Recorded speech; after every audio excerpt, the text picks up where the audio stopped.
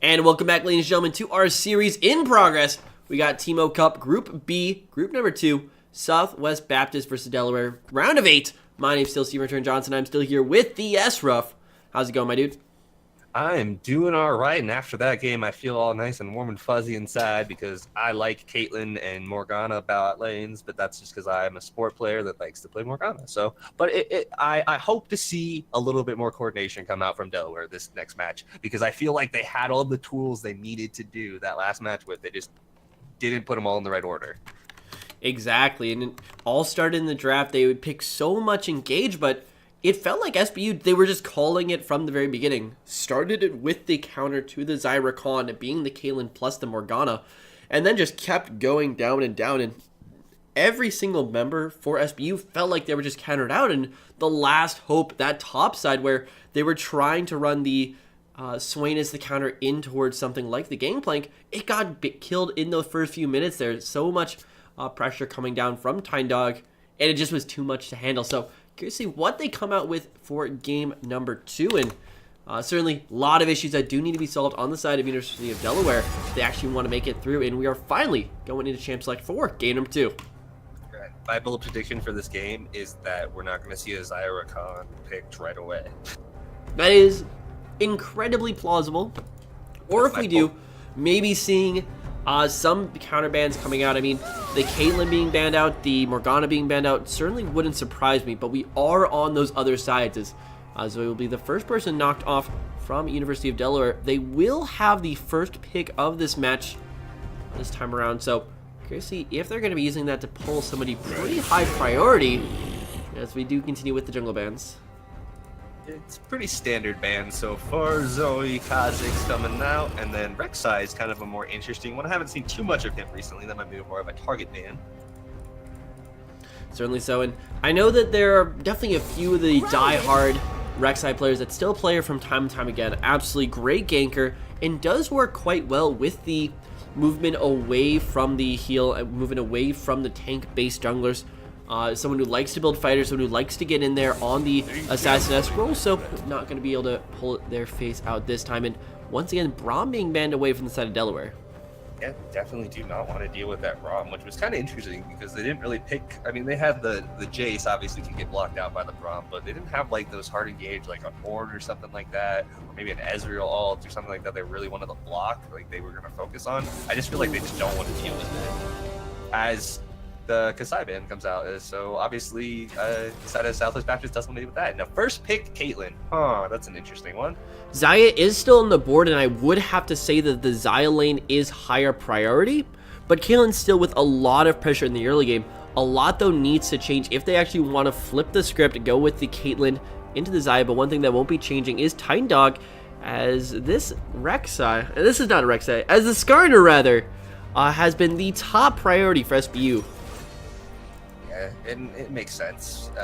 They did pretty well with it last game. They used it really well with the hard engages with the Impale on every time Into the Dust came in on that Zac. So I don't know if they want to go with the Xayah though, because obviously the Caitlyn has the range advantage, and Zyra Khan is your preferred duo for the when you pick up the Xayah because of the huge buff that they both get from their passives together. But we'll see what they want to do here on the side of Southwest Baptist as no locking comes through. Oh, there it is. A lot of options, and Jhin is someone who's been getting some buffs as of late, especially with the scaling on the Q. The W now procs off of basically everything, including his own abilities now, and just any damage he puts out. So certainly Jhin can really get some work done here in this lane. And if you're talking about fighting Caitlyn at those early levels, bring the extra damage, Jin's someone who certainly can supply. Yeah, especially since he has a little bit of range there too, and it looks like they're going to lock in Swain for the side of Delaware again for Rito Gods Please. And so far the Jhin also with a lot of potential for those long-range engages could help enable Southwest Baptist if they want to turn the tables and be the engage style comp themselves, but already Delaware sniffing this out a little bit, could be going for a Janna pickup here, which honestly, alright, curious to see that one changing around, because Janna this early into the rotation without seeing the enemy support could be absolutely devastating, especially if DeLeo is a hook player, Thresh or Blitzcrank, which just rip that lane apart. Yeah, also, the other thing about that, too, is Nami is a natural counter to Janna as well, doing pretty much everything Janna does, but a little bit better, especially in the lane phase, being able to do a lot of damage with the ebb and flow. So Nami, pretty safe pick, I feel like, good at disengage, able to lock down people and give them that healing in lane as well. But Jhin Morgana is also another bot lane that is very highly picked together. The double root coming out from the Dark Binding and the Jhin there, it can cause a lot of problems. And we saw East Coast Carry and Nightstyle kind of struggle with those bindings in that first game too. It might be a lot more pressure with his extra CC coming from the Jhin now too.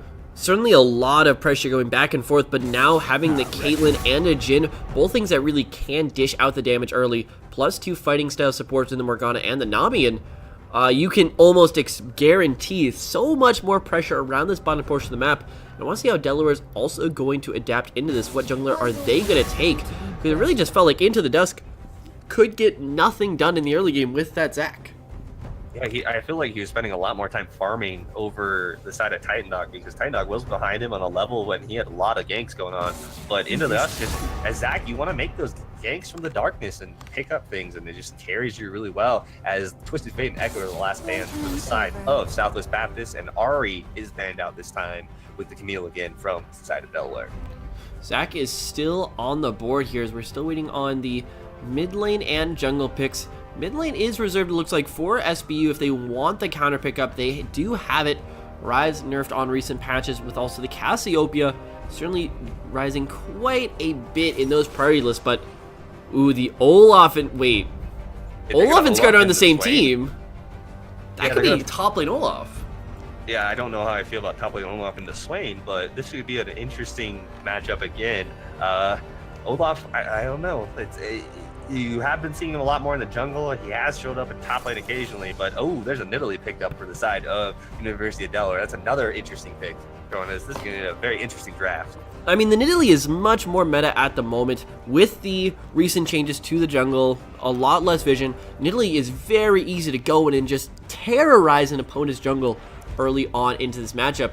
Olaf, though, in recent, has been buffed, especially with the late game scaling. A huge thing before was it was incredibly inconsistent whether you could actually keep the game going if you spike in the mid game as Olaf, whether you just fall off or not in the late game. But one thing that will for sure stop an Olaf dead in his track is a nice icy wall built up, and Anivia coming out here in the mid lane is definitely a lot of mid to late game scaling with the team fights coming out of both Swain and Anivia for the side of Delaware. Speaking of team fights, it looks like they're going to lock in the Galio for the side of Southwest Baptist, and now they have, they changed it to Orianna at the last second. Shields and Booster also pretty good on Olaf and Skarner, as is that ultimate from the ultimate from Galio. But the ultimate from Orianna, she now has an Olaf and a Skarner to put her ball on and try and land those shockwaves. So I really like the lineup that Southwest Baptist has come out with, except for probably the Olaf and the Swain. I haven't seen this, and it does not sound like it's going to be very fun for Master Party. It is for sure going to be an interesting matchup, especially the melee into the ranged. Definitely a lot of potential for engages, especially between both an Olaf and a Skarner on the top side. Just imagine the level 6 antics, and also the Olaf pick away from Delaware, as Olaf is normally seen as the counter to Skarner, so maybe a little bit of a denial game going on there too. But now this moves the burden of engage from Delaware last game on to Southwest Baptist, and we have to see, is Southwest Baptist actually comfortable playing this style? Yeah, and also another thing we have to point out is there is a role swap from the side of the University of Delaware coming out. Herson, their challenger player, is actually going to be taking care of this Nidalee here, and Into the Dusk is going to be moving on to the Anivia in the mid lane. So it's going to be interesting to see how Herson wants to play this game out. Obviously, he's the higher ranked player overall on this team. Maybe he wants to put the game on his back and show us some hardcore Nidalee carrying here from the jungle. Certainly was looking for some sort of explanation as to where the Anivia came from, because it is very much not meta. I mean, you do now have Archangel Staff as a much more viable early purchase. You still can go the Ro8, you still can have a very nice scaling into late game, but it just doesn't really fit in this meta that really needs some pressure in the mid lane towards those earlier stages of the game. But Nidalee in the jungle definitely always has the potential for taking over a game by just negating the enemy jungler and turning into a menace on these ganks. But Harrison can't miss a beat. If he gets behind at any portion of this match, he will never come back. Yeah, it will be very, very hard for that to happen for him if that happens. But I feel like he probably has the jungle prowess. I don't know how much of jungle he actually plays, but if you're in Challenger, you normally have a pretty good understanding of all the roles. So he played a pretty good game last game, and I feel like this was a call from him going, "Hey guys, let me jungle Nidalee, and I'll make this work." But again, Anivia, like you said, not a very meta pick, but very safe against this comp. I would say that Southwest Bastion has come out with. The wall is really, really, really effective both against Skarner and Olaf. So we'll see how this kind of plays out here as we eventually get in the game here. I just feel like that there's gonna be a lot to look at in that top lane because I just feel like this Olaf is going to struggle immensely. Yeah, I am definitely feeling that run alongside you. And Rito Gods was having a very hard time actually pressuring Master Party for the Gangplank pick. I think it's going to be even worse this game. Though where you do lose the laning pressure, you do get so much back for those ultimates. Olaf and Skarner, imagine a TP gank. Imagine flanking someone on the side of the map, and just the sheer pressure fear you can put down between those two members. Like, imagine also the level 6 bot lane 4-man dive. You are never going to get away from those two. It is crazy insane. But also with that, Olaf has opted into taking Flash and Teleport. He's not going to have Predator available, and he's not going to have Ghost, which means the only extra movement speed buff that he can get this game would be through Righteous Glory. So maybe a little bit slower of an Olaf than we are used to seeing.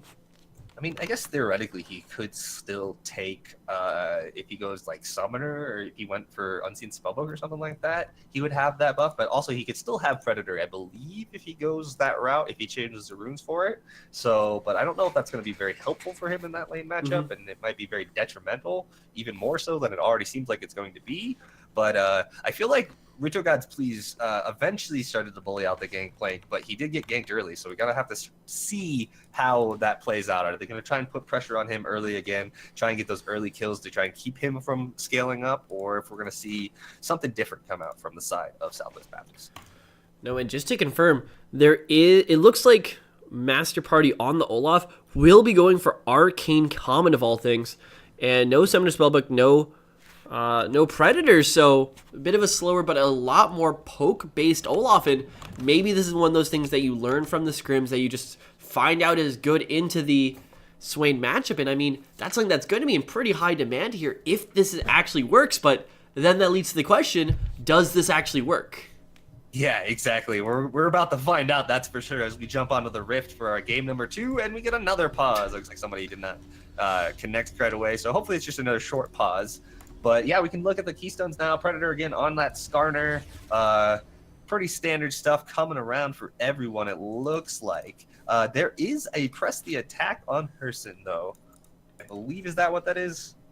Yes, yes it is. Herson, yeah. Nidalee. Ooh, wait, what? All right. Okay, yeah. I personally haven't seen this before. The press the attack has been buffed as of late. But yeah, I've seen it get picked up a couple times on various kind of champions that don't make sense, but because normally you do see electrocute on Nidalee, which would make a lot more sense. I quickly hopped over to pro builds, make sure this isn't something that like has been working in Korea or China. No, absolutely everybody and their mother goes for the electrocute build. So maybe you're wondering, is this an accidental pick? Maybe this is the reason we're seeing the pause? But that's definitely going to hurt Herson in these early skirmishes if he actually has to play the game through like this.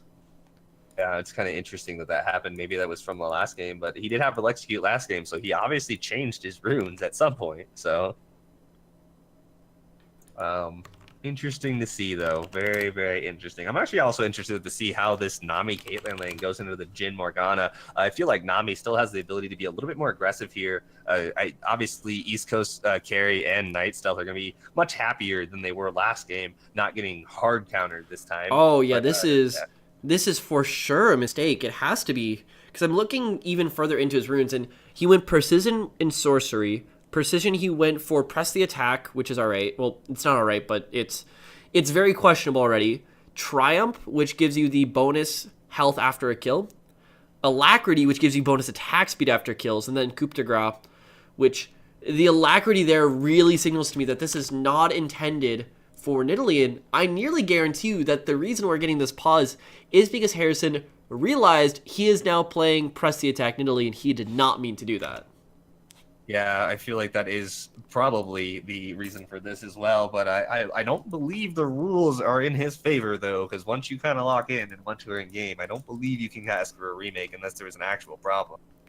No, I believe you are correct, especially because this is our C-Lol division. This isn't even strictly our CSL matches where Riot has very, very strong ruling against this kind of stuff, and they are granted a allotted amount of time for the pause game, so we will be getting into the match exactly when we have time to, exactly when we actually are able to get into this match. But wow, I mean, Harrison, he wanted to be the one to solo carry this game out, and this is the match where if Delaware does not win, their season ends right here, right now. That is just a huge crutch to be put on for this game. Yeah, and it looks like they are talking about a few things in chat. I can't see it all the way, but it looks like they're just having comm troubles, actually, is what's going to happen now as we look at it. A little bit of comm troubles, support comm troubles is what it says from the side of Southwest Baptist. So we're actually just waiting on them. So I think Harrison's just going to have to stick this one out. Yeah, this is a unfortunate one to say the least. All right, wait, let me pop. All right, so doing some research. Wait, what the heck is this? Apparently, Harrison is doing a tank Nidalee build, which just draws all sorts of question marks. Where you take Press the Attack on Nidalee, you go for a Cinderhulk Red Smite enchantment, and then go Triforce plus tank items. I mean, I guess we'll have to see how it works, but this is not going to be the optimal way to play this, especially with tank Nidalee, especially with Cinderhulk itself being nerfed as of late. I mean, sure, if he can make it work, it doesn't really matter whether it's optimal or not. It's whether he actually plays it correctly. But you gotta be wondering, would it not still just be better to go straight electrocute? Yeah, that's... Where did this come from? I'm trying to find the source of this, too. I'm delving deeper. Yeah, the infamous random builds that come out of left field that you've never seen before. Like you said, first look at China and Korea, because that's normally where most of them come from. Like, but I'm looking there, even they're not playing this. Yeah, it's a little awkward. Maybe he knows, maybe Harrison knows something that none of the rest of us know. Very potentially. I mean, okay, this guy plays Nidalee a lot. He's got 84 games on this. And the only reason I'm diving into this guy's OP.GG is because I really now am curious about where the heck this build does come from. It's got to be somewhere. But no, he plays it very consistently. So this is a Harrison special. This is completely intentional. Yeah. So will it work, though? Yeah, will it work is the real question against... I mean, maybe he feels like he has to be a little bit tankier against the dive comp or something along those lines, or the fact that they only really have one tank because they went with the Nami support. I'm not entirely sure how it works, like you said as well. I've never seen anything quite like it, but we'll see. Harrison special coming out here, guys, with the Press the Attack on Nidalee. Defining the meta. Easy peasy right here. But the thing is, it's not like he gets tanky enough where he's a true tank. It looks like he is going for a Chain Vest plus a Kindle Gem in most of these situations. But it's like you have Cinderhulk, but you're not really building into anything like the Warmogs. Maybe a Dead Man's Plate at the most. But I mean, yeah, there are 9 other players in this game, so certainly game not specifically going to be dictated by this exact item build. But even so. Certainly, it will definitely be interesting to see how it plays out over time here, as we're kind of running out of time, I believe, on the pause for the side of Southwest Baptist. Hopefully they get their comms issues fixed and we get back into this match so we can see what really happens. But yeah, again, kind of an interesting curveball thrown. Harrison not only switching from mid to jungle, but also coming out with a build that is very, very much his own, we could say. Oh, yeah. And he is the challenger player, though, so we do have to do the tip of the hat there and say that he probably knows a little bit more. Masters tier. Why does it say he's challenger? He's challenger and flex. Let's not go too crazy. Okay, and this is team play. So if there's one thing you learn from watching competitive teams and all that, it does not matter what rank these people are, because the same strats used in solo queue will not carry over the same exact way. So it's still whether Harrison can actually take this build and play with it in a team setting. And certainly I'm sure that they've used this in some scrims before. I'm sure that they have experience on this. But now let's also look at the other side of that lane swap. Into the Dusk is now playing the mid lane, and this is a position where you very easily can fall off as a Nivea. You can get put down so hard. I do not understand the PTA Nidalee build. You are correct there, Harrison. But you can be put down so hard, and as a Nidalee, as a jungler, you still need lanes to be doing alright. If you don't have any winning lanes, you cannot invade. Yeah, exactly. And then another thing we mentioned, as he does say, we don't understand his build. Show us the way, man. Yeah, show us the way. Please. We are here to learn just as like everyone else. I feel dirty for saying that, but... Yeah, but no, you can't. No, with this, I think it's allowed. Yeah. Okay. So I believe we have a hard cap at the 15-minute mark. I'd have to double check that one with our tournament officials here, but as we do enter the 9th minute of our pause, still a lot more going on around, and definitely a lot to still consider. Looking at the early item buys, so far only the 2 stopwatches just yet, and a lot more people have been going away from the stopwatch now that it is only available at 10 minutes, that it's only worth 20 gold after the use, but we will be seeing it here on Into the Dusk and on Delio. Yeah, Delia makes sense a little bit because Morgana likes to go that path sometimes if you're able to get that extra Zonias in there to keep you able to ult in and not take a whole lot of damage. But it's kind of a luxury item on her as well because you normally build into the... I just forgot the name of it. Don't even... You already did the redemption. The redemption is normally her first item complete because it's just so strong as a team fight item. So it'll be interesting to see as we're almost at 10 minutes now. We're double checking to see on what's going on, and hopefully we will be into the second matchup shortly so we can all learn about this precedent attack in Italy and see the second game of the side of Delaware versus Southwest Baptist. Yeah, certainly a lot for us to learn here from the great wisdom of press the attack in Italy. But even so, we do have a little bit longer we actually have to get through. So with the timer, we should be hopping in pretty darn quickly here. So now that we have the time, what really adaptations, especially in this early game, do we need to see University of Delaware pull out if they want to make an impact on game number 2?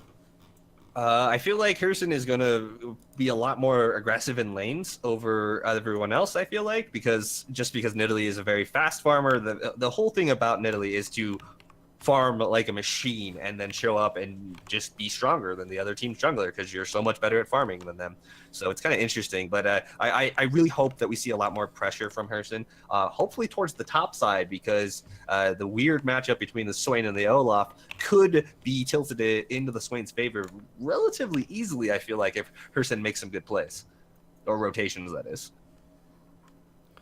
Yeah, certainly going on through, and even this bot lane too, like we talked about top lane, we talked about the mid lane. Honestly, the bot lane, even though we're seeing a Jhin, is probably the most standard thing we have in this entire match right now. With the Jhin plus the Morgana, I personally am not sold on the Jhin coming back into the meta. I think he's decent situationally, but I still think that style of utility ADC with the long range engage, with maybe lackluster disengage and all that kind of stuff, isn't quite ready for the meta just yet. I think that East Coast carry Night Stealth will probably be on top of that one. Yeah, I feel like the bot lane matchup is going to be very drastically different than the last game because obviously there's no hard counter coming in here. Both bot lanes are kind of more on an even playing field. I feel like Nami can probably get a lot more harassed on here early on against the Leo, but it's also going to come down to Night Stealth and East Coast carry dodging these bindings. They were struggling with that last game. I felt like Night Stealth got hit by him because he was trying to shield off for East Coast carry, but East Coast carry was a magnet for those bindings. And with the Jhin now instead of the Caitlyn, the binding into the W from Jhin combo is very, very deadly. You're locked down for a long time and it can do a lot of damage. So they're going to have to really focus on not getting hit by these roots. And I feel like they'll do a lot better than last game if they can just kind of survive the lane phase, which is not completely tilted out of their favor this time. And even on top of that, there's definitely a difference of style when you get the Nami support as opposed to the Rakan, especially in the Xayah plus Rakan lane, where your focus goes a lot less from bullying, a lot less from engage, and more to just surviving and sustain, because East Coast carry should still be having a fairly decent early game. I mean, Caitlyn on one item will always just be decent. Then hit that little bit of a power trough you always get with Caitlyn, and then come out the other side doing pretty darn well. But I think if Delaware really focuses on just surviving at that bot lane, getting to the point where they're going to be relevant, you still have an Anivia, you still have a Swain scaling up, and you're going to be doing pretty darn well when it comes to this mid-game team fights.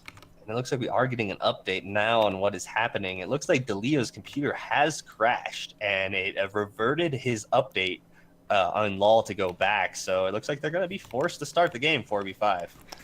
That is a bit of an unfortunate situation. They will continue to work on this one, but already missing the support is absolutely massive in this match. And hopefully we are able to reconnect him to this match, hopefully at some point throughout it. But, I mean, that just completely tilts the scales of exactly how you want to play this lane. Yeah, exactly. It goes a little bit crazy there. And then it looks like they're talking about penalties and stuff about after 10 minutes, but they're going to have to unpause here because we're almost at 15 minutes. This might be on the side of... I don't know if either team is ready to unpause quite yet, but obviously Delo is not going to be into this game very quickly. But here comes the unpause finally as we get the rulings come through. And unfortunately for the side of Southwest Baptist, they're going to have to start this game off 4v5 and hope that the Leo's computer updates faster. Yeah, fingers crossed for that one. And I mean, at least it's only getting a patch. It's not quite reinstalling absolutely everything. So heart goes out to him.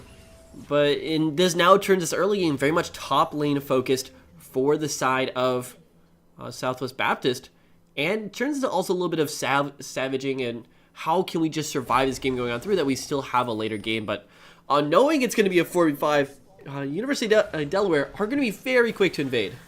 Yeah, there's no reason not to, knowing that someone is DC'd and you have the entire extra man advantage right now. It can be very deadly. So they're just going to go in and bully out some vision, but it looks like they're just going to casually walk back to their own jungle, it looks like. And that was an invade that was incredibly telegraphed. They caught out on a ward that the entirety of UDL was actually up there, but there was no countering from Master Party. There's no countering from Tyne Dog. There's no countering from Justice. It was only the invade with absolutely nothing getting back in response, and that kind of tracking now gives Harrison a great advantage in this jungle. He's going to know exactly where Titan Dog is starting.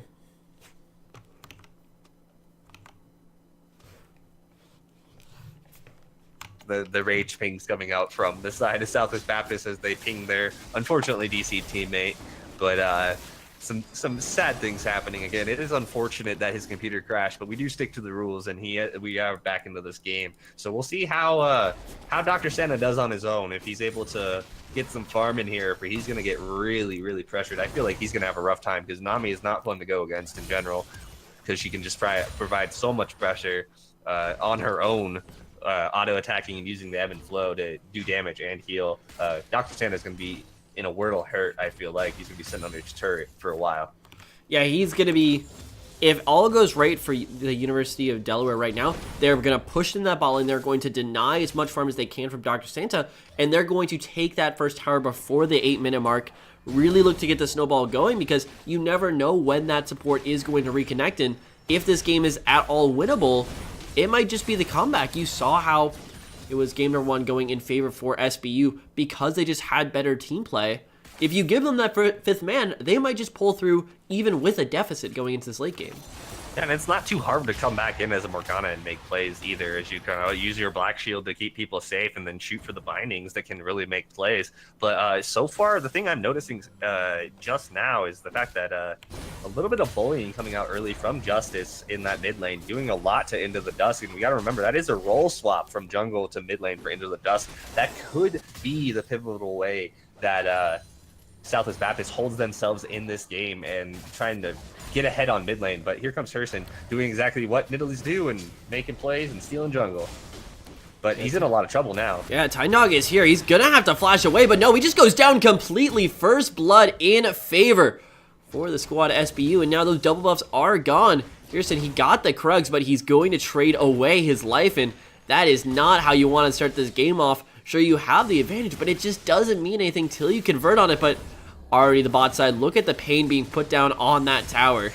Yeah, exactly. That early game push that's going to happen in the 2v1 lane. A little bit of damage is traded out there, but again, it's just there's just very little Santa can do by himself, especially against the Nami, who is again the ebb and flow, heal and damage all the time. It's very, very annoying poke that you have to deal with from a Nami in a regular situation, let alone when you're down a support. But again, Delaware, a little bit of awkwardness there from Herson as he got caught out. But here comes Master Party looking for the early game damage, it looks like. Oh my goodness. Look at the deeps going down. That one flashed forward, but here comes Tiny Dog as well. Rito has to flash away if he wants to get alive, but he has got no flash, so he's going to be going down. And that is even worse for the side of Delaware. But Master Party, who gets so close to falling just based on the minion damage. Yeah, Rito Gods please use his flash earlier after Herson got killed in that exchange top lane, so he didn't have it. So a Master Party ready to go all in there, and that changes the Olaf, I believe, is they made it so he can do a little bit more damage with some of his abilities as we see the junglers run each other again.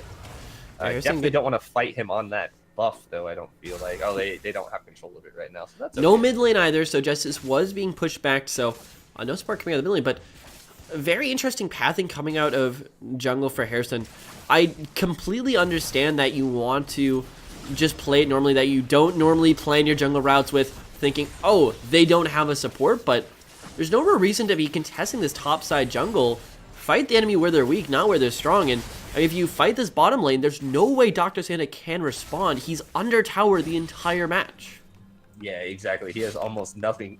There is nothing he can do other than try to get a little bit of poke down. But another thing you mentioned that I feel like is something that Herson could do is he could just clear out his own jungle and get vision and try and keep track of Titan Dog. That would be even easier. He's probably going to out jungle him anyway. You don't have to force the invades constantly, but we'll see, because obviously they're struggling on kills already. So they do have a gold lead, even though their bot lane is by himself, but we'll see how this continues to go, and if D-Leo ends up showing up in this game at some point.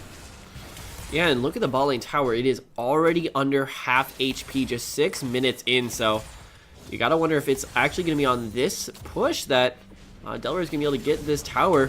Probably not, but also probably not too far off in the end. But Harrison's starting to make some moves, maybe towards this mid lane, as well as may finally be time to show the world why Press Stay technically is the go-to build. Yeah, it's kind of weird to see it now too, because we're not going to see probably to its full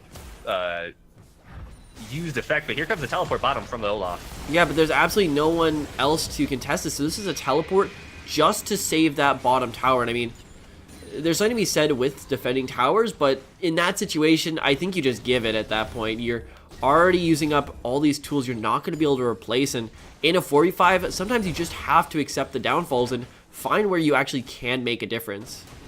Yeah, and it looks like they're actually, I think they're going about this as he used his teleport, because are they going to lane switch already? But no, they're not. Okay, I thought for a second that they were just going to send Jin top and hope that he got some farm up there, but that's not what's happening. He just goes back to recall, and they use him to kind of defend. But here comes Tiny Dog on his top side. He's got a lot of damage, but Rito God's being able to pull up that Ultimate's going to be putting down quite a bit more. Tiny Dog got to kite away, but with no teleport available for Master Party, there is absolutely no danger for Rito Gods, please. And this is the thing I really don't like about that last play. I would have completely understood if it was leading into a lane swap. They want to prioritize getting gold onto Dr. Santa and not so much onto Master Party, but that teleport only really saved them a few waves. And sure, once again, an ultimate's going to come out. That's going to be something, but still, this is an impossible tower in the bot lane to actually hold.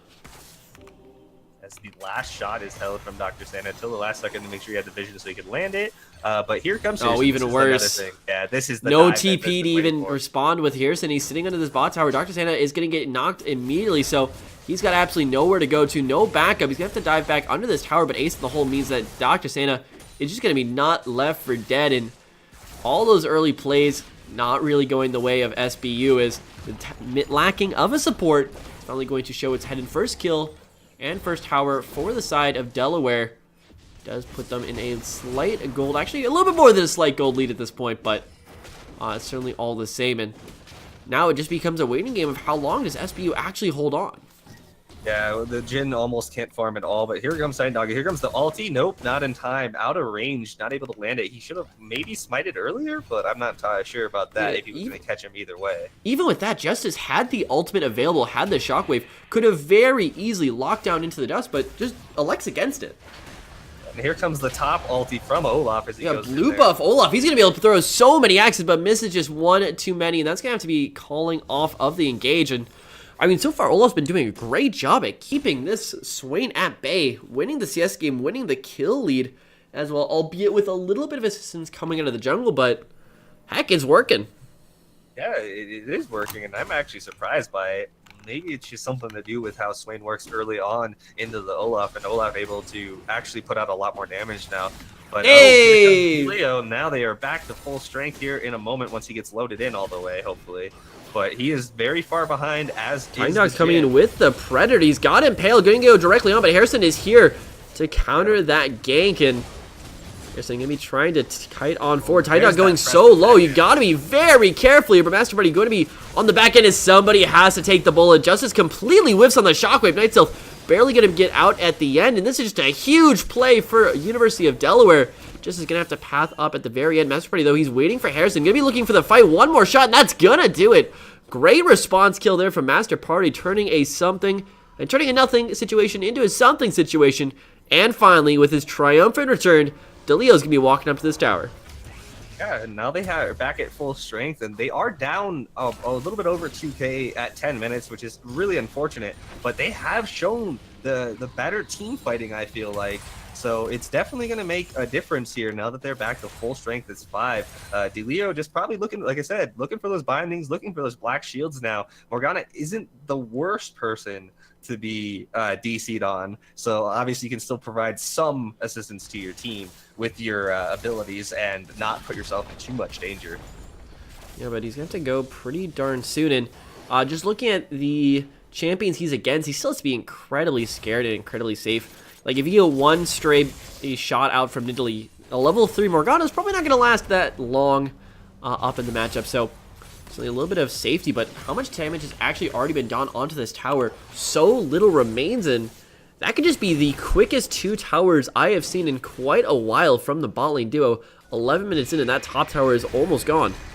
And then here comes the pressure again. Just the gets spear hit land. with the spear, but Harrison just a little bit too far away. Finally goes in. He's going to be doing a lot more deeps just from the auto attacks. And yeah, Harrison going to be able to actually find the kill on that one. Great coordination between Dusk and Harrison. Does mean another kill goes on over, evening up this kill count, but still remaining in the lead. It's going to be University of Delaware. And that's something that we need to keep seeing from Harrison, is looking for those plays where he secures kills that are relatively safe. That was a pretty easy kill for them into the dust, just forces him into a place where he's going to get hit by that Nidalee spear, and Nidalee able to clean up the fight by herself. But it's going to have to keep going. The side of Delaware needs to keep the pressure up and make sure that they're making smart plays, because they don't want to give anything back too soon. Certainly so, and when you're thinking about 10 to 11 minutes of this game spent in a 45 situation, this isn't the kind of extravagant lead that you'd visualize. There's certainly a lot more that could have been done by Delaware there. A few plays that went awry that really shouldn't have, and those small little mistakes still are keeping SBU into this matchup. So definitely concerning as it may be, but I have to say, for Southwest Baptist, the 2 members you need to keep your eye on are the Olaf and that Skarner. Master Party plus Dog are going to be such a duo threat here in this game. And honestly, if this game goes much longer, if SBU are able to hold on, it's going to be off the back of these 2. Yeah, and that's something that you have to think about as into a Caitlyn as well. Is Caitlyn is really good at sieging turrets and stuff like that, but when you have 2 enemy champions... Oh, speaking of the devil, here they come! Yep, and already, Master Party going to be coming on in. He has the ultimate available. He's going to pop it already, but here comes the TP. Immediately, Night Stealth is just absolutely decimated. The teleporter just Impale used directly on the TP. Rito Gods is going absolutely nowhere. Now the attention is turned on to East Coast Carry. They're going to... You have to be careful of Harrison, but every single member is here or on their way. Justice abandoning that mid lane push, looking for the team fight. Honestly, not sure if he should have actually stayed in the mid lane trying to get the push on, but here's everyone from SBU. Master Party going to be engaged on, but there's a Dark Binding. It lands onto the killing spree for Dr. Santa. And that is one way to turn around a game that you have spent in a 4v5. And SBU, they're not done just yet, though. I have to say, Into the Dusk's all that wave clear. Probably going to keep this tower nice and alive. Oh, but the shockwave, it lands onto 2 members. East Coast carry, he's going to be locked up by Delio, but it does not finally finish. Delio might actually be in just a little bit of trouble himself, but finds the engage as SBU, Justice with that little bit of extra oomph on the end, almost able to find a kill, but in the end, just not going to mean too much. Yeah, not too much done there, but a bold play by them, and suddenly at 5-man strength, they're up 3 kills, and they're still down less than 2k gold now, but this Olaf is providing to be a monster for the side of Southwest Baptist, and I am actually very impressed, especially since the lane matchup he was in, and the being down a member already. He's doing a lot of work. As is the Skarner, as we said, the back of these 2 players, Master Party and Titan Dog, holding the ground here and now making the plays that allow their carry, Dr. Santa, went from 0-1-0 to 3-1-0 when he started the lane 1v2. Yeah, and just look at actually the gold score as well, 5.2 to 4.7. I mean, sure, yeah, East Coast carry is definitively in the lead. He's got the 40 CS, he's got the kill. But on the other side, Dr. Santa is doing incredibly well, given that he spent the entirety of the laning phase in a 1v2 situation. But Master Party now also in the 1v2 situation.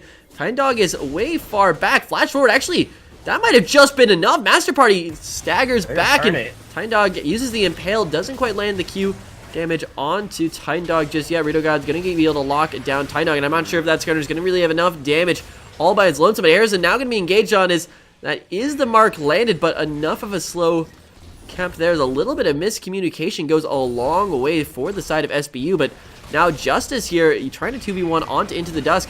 3v1 make it actually. Into the Dusk, it's just going to be locked down. Egg found, egg erected, egg splattered all over the ground. Scrambled eggs all the way home, as that is another kill for Dr. Santa. 4-1-0 on the Jin. And even on gold, while down almost 27 CS right now, he's even, almost even, a little bit off. He's actually ahead now, but but certainly, yeah, that's a huge gold swing. I'm baffled by of what Delaware's been doing. They've given up so many kills and so many team fights now that the gold lead is still in their favor, but this Jin is getting scarier and scarier. Dr. Santa went off last game, so I don't think you want to keep letting him get kills, because he will make the plays. Without a doubt, and 2-0-4 onto the Olaf as well. There's just so many threats on this team, but Titan Dog, he's hanging around the backside. He doesn't have Impale just yet, but there also is no ultimate available for Dr. Santa, so the engage options for SBU are a little bit lacking at the moment. That's going to lead to some disengage. They used most of them earlier, but the only thing I didn't like earlier, that Skarner death that we saw Titan Dog take, was a little unnecessary. He flashed forward to try and secure the kill on the Rito God's Please by himself while Nidalee was there, so that was a little bit of a misplay, I would say, a little overstep from him. But if they can keep calm and keep playing kind of the double gank strategy to make the team fights happen like they have been, and force the side of Delaware to come into them, they should be able to come back in this game. Yeah, honestly, it doesn't even feel like anything was really different with this game. The only real discrepancy being still the CS differential and the tower differential. And even that is going to be starting to erode it away as this game does continue on. And honestly, for me, this feels like SBU, who's a team that's much more comfortable playing together, versus University of Delaware, where it honestly now just feels like they play around Harrison. And if Harrison's not at a play, if Harrison's not making something happen, they're just not doing anything. Yeah, I can fully agree with that statement. They do have a decent scale comp going, though. We do have to give them that. They do have double Rod to Ages, one on Swain and one on Anivia, so they do have that stacking potential to come out here to get really beefy in the late game. So, but obviously, kind of waiting for the late game when you had such an early game advantage is a little odd. And I mean, it is also the composition they did pick. When you have, you don't get to know who's going to be connected on the other side. That's true. Of Champion Select, so they already kind of locked themselves into that situation. But certainly the small differences, the small optimizations that they could have made just didn't come out. And first Dragon of the game going onto the team with the Skarner and the Olaf. And I do have to remind you on 8.5 that does apply in team fights. So A lot. Dr. Santa looking for the very long-range engage, but I don't feel like he's going to find too much here. Yeah, it does land a decent number of shots onto Harrison, but it's not going to be enough to really follow up on. They're just kind of looking for what they can. They are, again, 45 at the start. They are behind, so they have to decide what they want to do. Yeah, and this is really the big change coming up from last game, because during last game, even though it was Delaware on the back foot, a little bit of engage on the mid lane too, Dark Santa is now being locked into the prison with him. Dark Binding goes down, and Dusk is just not going to be able to move for so long. Reload has to come on through, and that's a flash forward for the kill. Titan Dog also pathing his way up towards top lane. Now, does SBU take this mid tower, or do they respond to the top play? Does seem like the latter. They're going up top, and a little bit of damage comes in already. Shockwave hits. Ooh, Titan Dog just completely is taken out by Harrison on this Nidalee, plus the support of his duo in the bot lane. Delaware just barely going to make his way out of that, out of the way of that spear, but yeah, that was very, very negative play out from SBU. They got the advantage in the mid lane. They just were not able to find anything with it. Yeah, and I feel like they tried to force that play top again as the teleport comes out middle. Excuse me, I had the sneeze there, but I feel like they're trying to force maybe a little too much. They should just let themselves scale a little bit because they're already behind. They got the dragon already as a fight kind of trades the wet noodle fights in bottom lane kind of because they're both so tanky now. Yeah, most certainly so. But Master Party and Harrison, Delio's here on the fight too, as they might actually start off a bit of a 2v2 down in this ball lane. Master doesn't have Righteous Glory just yet, so it'll be a little bit hard to get on in. He does have the Ragnarok, but is going to elect against it and just wants to get a bit more of the scaling pressure out with the rest of his team. 20 minutes in, though, the Baron is on the board. But it's still going to take a mighty big play for either side to make a claim for this. Yeah, and I feel like if Southwest Baptist, I feel like should only try and engage with the Skarner if the Olaf is nearby right now, because I feel like every time he's tried to engage by himself, it hasn't worked out in their favor. But the double threat from the two of them, you can tidal wave all you want as Nami and to stop the Skarner. You're not going to stop the Olaf when he pops that ulti and runs in and beat your ADC in the face. But we'll see how they want to do this because they haven't been able to find too much now. They still have the 3 kill lead, and they're still down a little under 2,000 gold. So about 1.7k now. So not a whole lot swinging back and forth for either side right now. Big story of this match. ADC gold differentials, 7.6k in favor of Dr. Santa, 7.3k in favor of East Coast Carry. I mean, now Dr. Santa has the gold lead. That early deficit means absolutely nothing. The only place it's still remnants is in the jungle, where 1.7k gold lead in the hands of Harrison is incredibly more than you can ever really deny or ever really look past. But that still means Harrison is really the only member now with the advantage, aside from a slight one onto Instant Dust. But they find him. Impale could be going on down. They find him once more, but just not enough damage. It is so far in the back. Last shot of the ultimate is not able to find its mark. But now they also have a flanking Swain on the side. Rito God with 5 souls is going to be trying to get on this fight. Now SBU is incredibly split apart. Titan Dog going to be killed off in that quarter, but Dr. Santa plus Justice are trying to deal with Rito God's Please Ignite. 1 of 2 more shots. That could be it from Dr. Santa, but a little bit of disengage on the other side. Olaf has been bot lane this entire fight. Does find that tower, but mid lane tower, there's not much left on it. Yeah, and then they get the wall off, and the Black Shield's already forced out, so it looks like... Rito Gods, he finds the E, he finds the pull onto 2 members, but now UD, they don't have any intentions of stopping just yet, and 5 members now onto this mid tower. We do have the flank coming out from Master Party, but is this realistically going to be enough, as the rest of the members are already backing, and that is a 2-for-1 tower trade in favor for University of Delaware. And they got the kill onto the Skarner as well. A kill and 2 towers is really helpful for them. Finally kind of seeing that early game come comes the through. chase. Master Party, he's looking for it, but isn't ready to commit just yet. Once again, Ragnarok plus Flash were available. They're going to be very hesitant pulling the trigger. Yeah, but are they gonna get caught off on the backs here, and they're gonna trade out this middle turret? That could happen as well, because they already have Nami leaving and a couple other players looking like no wave though. As well. Yeah, the no wave does stop it eventually. But what happened there is it looked like Olaf TP'd in the middle of the fight and ended up canceling it because he was pretty deep on his own, so he didn't want to die there by himself. So the numbers advantage turned there into some good objectives for the side of University of Delaware. So finally making some plays, getting a little bit more gold back in their pocket, trying to keep the scaling comp moving the right direction as we start to see a lot more of these items come out for their Swain and their Anivia. And that was such a weird misposition around the Baron side of the jungle from SBU. Like, literally, there were 3 paths they could have gone to the jungle, and all of them took one of those 3 different paths. So it was Titan Dog getting caught on one side that just went down for absolutely free. There just wasn't enough in the tank to fall through anymore. But SBU now finally have the way, the 3-man shockwave, but once again with absolutely no follow-up damage. It's not going to do too dreadfully much. Dr. Santa now hitting on, but he's going to get absolutely destroyed for it. You definitely got to think twice before firing those shots off again. And SBU, they're once again going to lose their core members. Yeah, a little awkward there. He did almost land those last shots onto East Coast Carry and take him out. If he would have landed the last one, it would have been fine. But obviously, into the dusk and Hurston there to make the plays as the Mountain Drake is spawned, and it looks like that is the goal of the University of Delaware. Right now, you're really feeling Southwest Baptist's inability to engage fights, not because they don't have the tools, but because they just don't want to. But now with Master Party, they would have the ability to pinch, but no, Master Party is going to be backing off, and they will trade for the inside track on the middle lane. But with no Dr. Santa, it's still going to be a bit of a slow pursuit, especially up against East Coast Carry.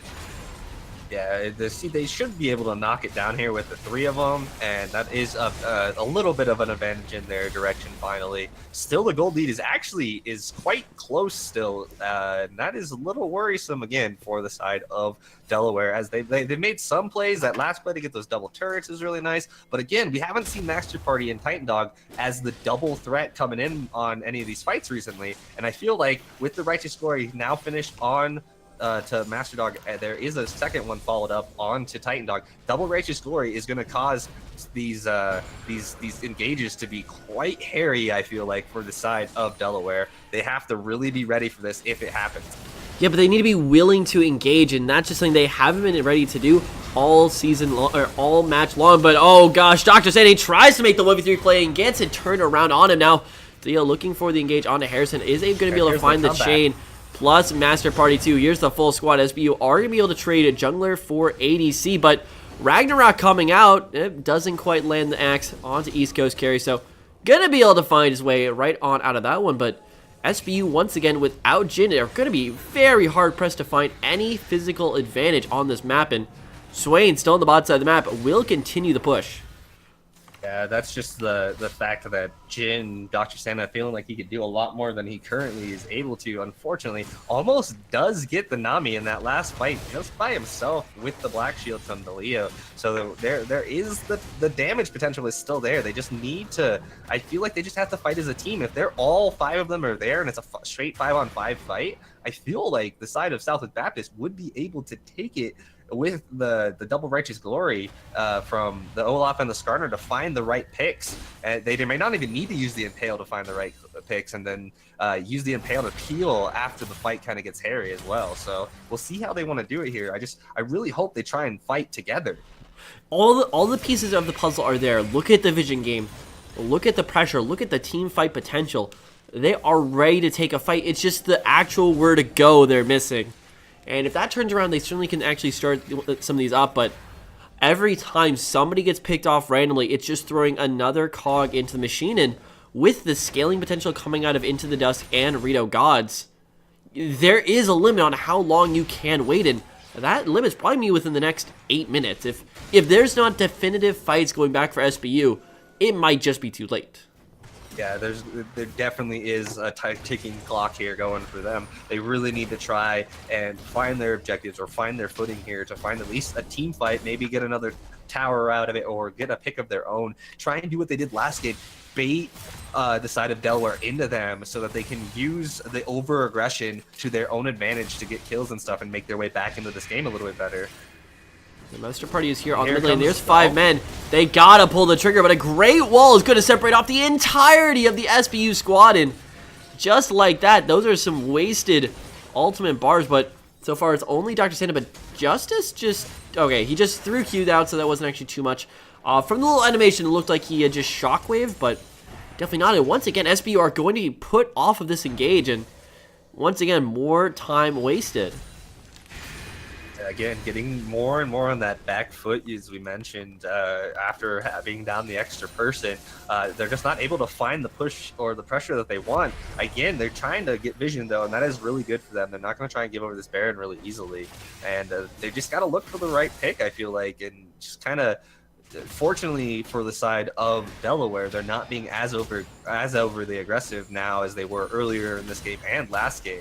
But we'll see how it continues to go, because I feel like this game is almost on a nice edge that it could turn over in just one team fight. If a lot of picks come out for the side of Southwest Baptist, or even one really big one like onto Herson or something like that, without losing any of their own members, this game could flip completely over to the other side very quickly. Well, that is incredibly wishful thinking also when you break it down to it. And a huge issue with Olaf and why he's been coming back into the meta is he is so reliant on the mid game. You aren't great in the early game until you get about 1 to 2 items, and then you fall off about the 3 to 4 item mark. He has been getting some buffs overall to his Q and just everything around, where he scales more on the bonus damage you do acquire, so he does better in scaling. It's still an issue, and here could be another engagement. Tiny Dog, he gets the pull over the wall, but there's nobody there. Where are you going, my man? Tiny Dog is actually unable to get anything off of it, and Harrison's going to be walking away scot-free on this one, and that could be another wasted opportunity, but Dr. Santa, he's going incredibly far forward. Very lucky he didn't actually get caught out there by Harrison. Now he's going to be diving in the middle of 3 people. Once again, he is not punished for it. And that's what we keep talking about, that over-aggression that it seems like Herson comes out with all the time. That could be their way to go in, but they're just unable to do it again. Using the Impale and then him coming in again, missing their bindings and things like that. Just not enough, but Olaf was able to put significant pressure on that bot lane, though, as he rotates up towards this Baron pit. Might be able to force out a teleport if they're lucky, but that might also be even more wishful thinking than them winning a team fight. They need to make something here. If it's not a team fight, they need to find a rotation, but time and time again, it's just refusal to pull the trigger that is holding this SBU squad back. Normally, it's a team going too aggressive and they're not setting up for it. This is the exact opposite way around, but finally, an Infernal Drake might be the motivation they need, but so far, Justice is still on this top portion of the map, and Tiny Dog does not have Impale yet, so SB, they still need to wait up, but Flash has to come up for Dr. Santa as the walls finally come on down. There's the ultimate from Rito God, please. There has to be disengage here from SBU. And that's exactly what they're trying to do, is disengage without Justice there to help do the They damage. find Dr. Santa. He's going to go so incredibly low, and he is just gone. 2 members gone before Justice can even come in. 3-man shockwave, but once again, there is nobody left to follow that one up, and oh, things are just completely falling apart here for SBU, and University of Delaware, they find the definitive fight that they have needed for so long. It looked like Tiny Dog was there on the backside if you wanted to find the engage attempt, if you wanted to find the steal attempt, but unable to find it, and now University of Delaware might just be going straight for that Baron buff. 20 seconds remaining on Dr. Santa, 25 on Master Party, and 28 on Justice means this one really shouldn't be contested unless Tiny Dog is able to come through with an absolutely savior play, but already half gone, there's no way. Not a chance. He's gonna go in, it's actually close, but no, he doesn't find it in the end. Tiny Dog will be paying the price for it. And SPU are just digging themselves into an absolutely massive hole right at this point. Yeah, that was brutal. Like, I didn't even notice how violent the level differences between the junglers. Like, there should be 0 way that Herson loses anything to Tiny Dog at this point because of the level disadvantage that he's at. And that is the big thing that we noticed. And that we are hoping they were going to be able to make a comeback, but now that just that gold dude they were behind, unable to make any fights happen, Southwest Baptist is just struggling to find anything at this point. It just unfortunate that they are in this position because of the 4v5 to start off the game, but again, they weren't able to find the picks that they could have made and needed to make to come back into this game. This isn't even the 4v5 at this point. I mean, sure, you could always say that, yeah, they could have gone for a much more aggressive early game if they had the full 5-man roster, but they made up for that difference already. It's just a refusal to actually take any of these fights, and University of Delaware have found the way to counter it. Just play the scaling comp. Don't actually engage onto them, and they'll never find anything. And in game number 1, every single fight, think back to it, that SBU won was just a random engage coming out from Into the Dusk, where it was just fights being thrown right back and forth. But certainly there's still the potential, there's still the opportunities for SBU to come back in this one if they find that perfect engage. And under this bot tower with Baron on the other side, now might just be the time. Ultimate comes on out. They're looking right into the desk, but once again, it's just not going to do enough damage. And SBU going to have to fall back to that inhibitor already. And this is where that scaling comp we see comes out. Swain able to take some hits in the front line and sustain. Here comes an engage. It looks like they're going to pull off. Ragnarok had to be used there, though, to keep Master Party from getting closed in on after that nice wall from Into the Dust. Yeah, Ragnarok blown, Skarner, Predator also blown in. They just need to go in at some point where they land the shockwave onto one member. They do find the kill, but that is only the Swain. So many members still remaining. Dr. Santa being taken incredibly low by Harrison. DeLeo now going to be dropped as this has just turned into a 4v4. Titan Dog caught out on the wrong side of the wall. Bubble lands only onto Titan Dog, but no one's really willing to come forward. Harrison is just diving the backline. Traded 1-for-1 yet again, but that is a huge member gone. But now Dr. Santa is walking up basically in a 1 versus 3 situation. And in the end, 2 for 2 going all around, and the balling tower does fall in favor for University of Delaware. Yeah, they do get that outer turret, but that was kind of an awkward siege, and I don't know how I feel about the flash in there from Herson to trade his life over.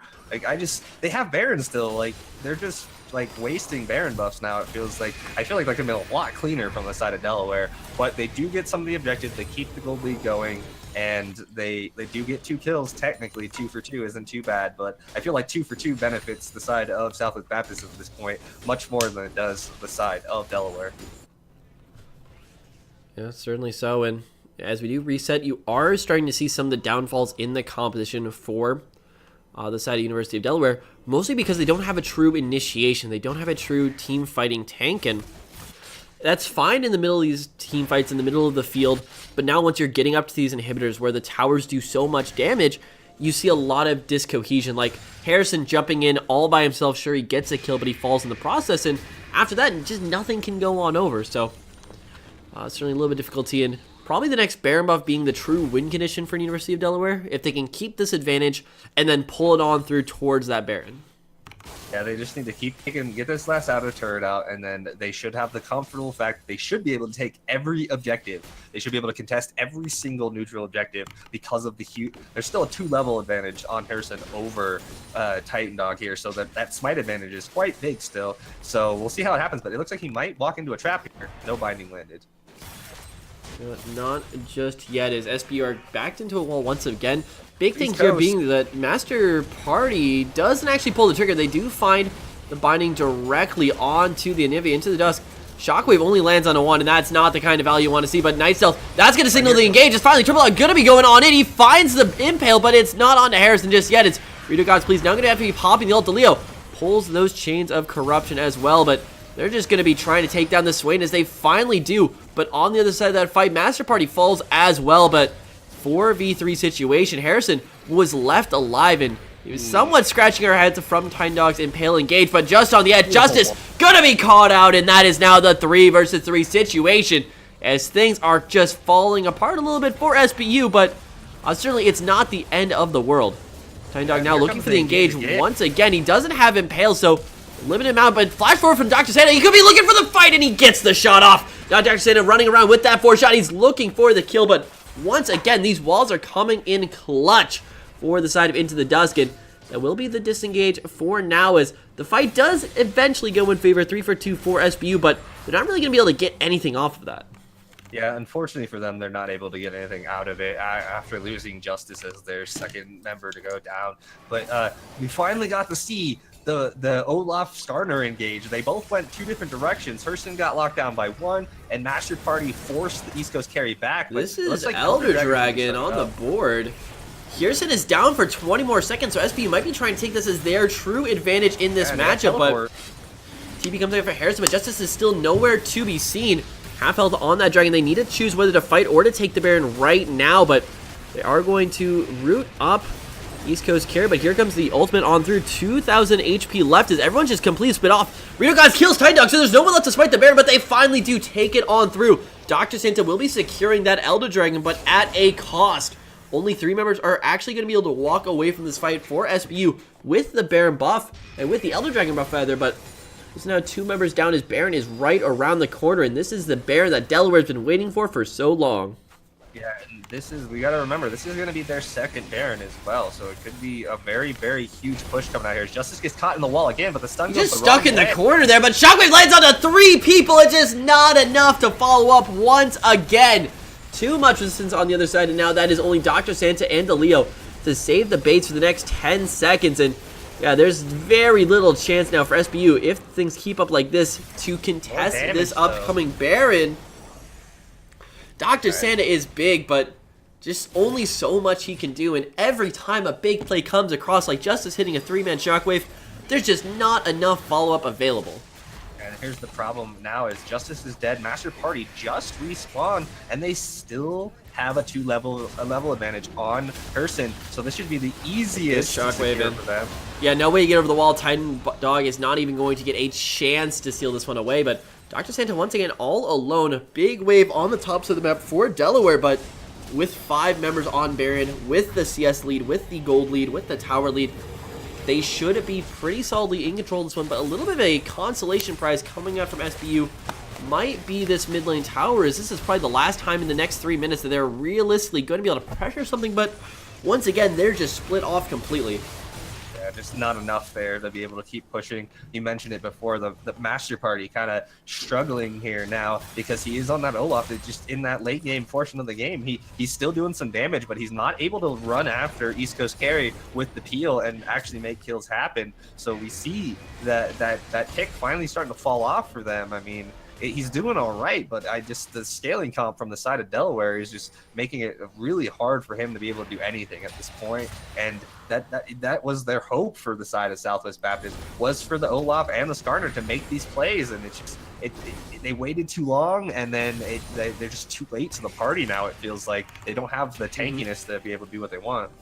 Yeah, as we do have a little bit of downtime before the next fight, which will most likely happen on top lane tier 2 on the side of the map for SBU. I have to give a shout out to Into the Dusk, who's just been making play after play with the WMAX and Nivea, and these walls have just been so crucial, and finds yet another one, and this Nivea is absolutely insane. Dr. Santa is going to be hit with the spear as of next, and Master Party isn't even on the correct side of the map. He's just now, he's not even backing yet. He's got to be backing sometime soon, because this is a base he has to defend. And this is that rough part of the Nivea pick maybe being a kind of a pick here, but like that wall is so ridiculous when it's huge like that against heroes. Like, oh my gosh. Oh, Justice gonna get caught out. The shockwave's not even gonna continue through. Now there's only Dr. Santa and Master Party to hold this base left. Ragnarok comes on out. Rito Gods, please, gonna be pulling in Dr. Santa. And that is most likely all she wrote for that match, because it's now Mr. Party versus 5 if he wants to defend this base. Yeah, and unfortunately, that is going to be it for them. Yeah, like, just good walls. Just like that, it's going to be going to game number 3. Disconnect, unfortunate, but in the end, Delaware has enough to pull through and force this one to a game number 3. Yeah, a little shaky from the side of Delaware when they did have the 5-on-4. It felt like they could have done a lot more, but they do end up holding true and pulling it off in the end. Herson with a huge lead in jungle the entire game, just making all the difference on a lot of those neutral objectives. Maybe a little over-aggression from his part, but in the end, they were able to pull it out relatively safely. Certainly so, and even though, yes, a lot of this game could be chalked up to the fact that it was a 4v5, whereas Southwest Baptist likes to get a larger lead in the early game, and honestly, this one, there was no point at which they were not just hanging on. It really showed that they were so uncomfortable forcing these fights, especially at that disadvantage. So going into game number 3, you got to find some way to either make those engages easier or come out with that early game victory, and hopefully it starts with Deleo maintaining connection to the game. Would have to say that would be a positive one for them here, but we'll have to see what they actually go for game number 3. It will be right around the corner.